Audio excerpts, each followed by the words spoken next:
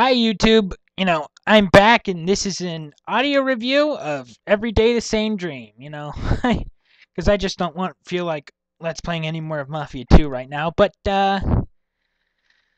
this is the worst game I've ever played, honestly. Like, because you can, you know, every other game has a fantasy to it. You know, Hot Pursuit 2 lets you drive a McLaren F1 against cops and basically just wreck a bunch of cops and you don't get arrested for it in real life or anything.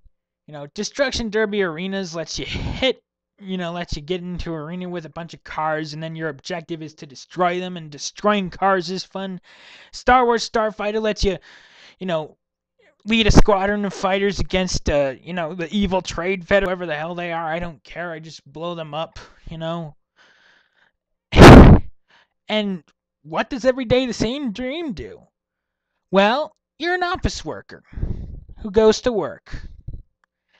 And, on his way to work, there are 5 steps to complete because this is deep. And it's told to you by a lady in an elevator, an old lady, because that's deeper. And then, the 5 steps are basically go to the left and meet a homeless guy and he'll take you to a graveyard. Then in the car, get out of the car and go to the left and pet a cow. And that's symbolistic. Then wait for a leaf to fall and catch it, because that's also symbolism, for something. And then the last one, and then go to work in your underwear and get fired. That's another one you'll have to do on a separate day. And then you can also jump off the building, as the final step, and that's it. Like that's the whole game. And let me tell you something else. You don't have to do those in order. You can jump off the building first.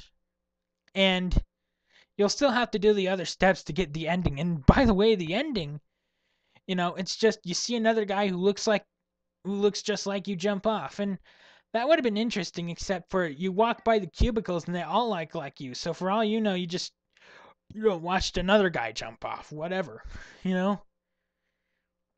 And for all I know, his life was as bland as empty as the guy you're playing. So why should I care?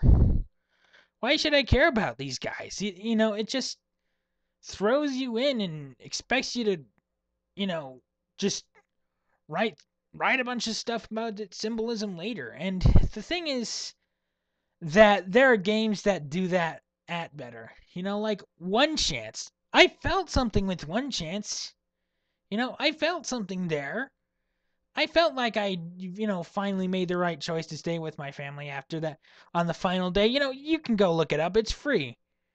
But even that does it so much better. And Every Day the Same Dream doesn't have choices like that. It's just symbolism and a guy goes to work. Mash them together. It's the first half of Office Space, but without, the second half where he stops giving a fuck.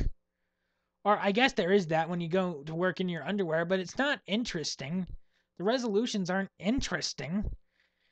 I look at my shelf and Red Faction Guerrilla lets me destroy buildings. Episodes from Liberty City, Grand Theft Auto 4, it lets me base jump and fly helicopters and even summon stuff out of the sky with my cell phone. Flat Out lets me, do a high jump by throwing a guy out of a car's windshield, and that's awesome. That's great. Every Day the Same Dream doesn't do any of that. And maybe you're going to say, I'm shallow because of that. I'm shallow because, I didn't see the symbolism and therefore I'm dumb and stuff. But, I... Does it really matter if because I'm speaking to you. I'm doing this. I'm analyzing the game definitely, in ways that other people haven't. At least I'm sure some other people haven't analyzed it like this. But, even Red Dead Redemption lets you be a cowboy. And let me tell you something else. Red Dead Redemption, while letting you be a cowboy, also has cool symbolism and great moments and great life lessons And it has all those letting you enjoy a cowboy fantasy. And that's cool. You know, that's great. It's just every day. I don't know who Every Day the Same Dream is for. Actually, no. I changed my mind on it. I do know who it's for. It's for people who write long paragraphs about symbolism in movies and games and whatever. It's for that. It was made for those people.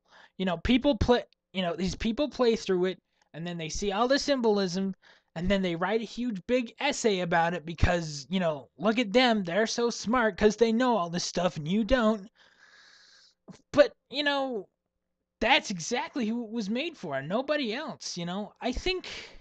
And if you're a part of that crowd who likes interpreting symbolism for other people, go for it. You know, if you like, life simulators, a simulation of going to work, fine, go for it. But if you're into, fantasizing like you're something bigger than life, like a cowboy, or Nico Bellic, or the boss in Saints Row the Third, or Luis Lopez, or Johnny Klebitz, you know, pick any other game if you're into fantasy. you know, pick if you want to be a soldier, pick Call of Duty.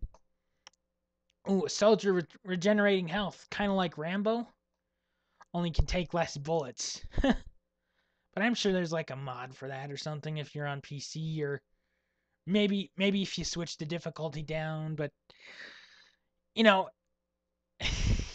it just seems like Every Day the Same Dream is such a pointless game, especially when One Chance does it so much better and makes your choices actually have an impact. Well, actually, Every Day the Same Dream again doesn't have choices.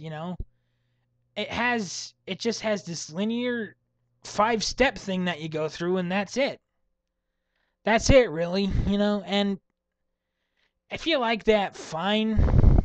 But it's not for me, and it's not for people who like, big adventure in games and epic, well thought out stories. And hell, if you like, having any kind of fantasy in a game, then this game isn't for you. This is for someone who enjoys fantasizing about being an office worker, or someone who enjoys interpreting lots of vague symbolism. And that's it, really. That's it. That's who this game is for. And if you're one of those guys, go for it. But if you're not, just don't. Pick something else, any other game. And that's all I had to say about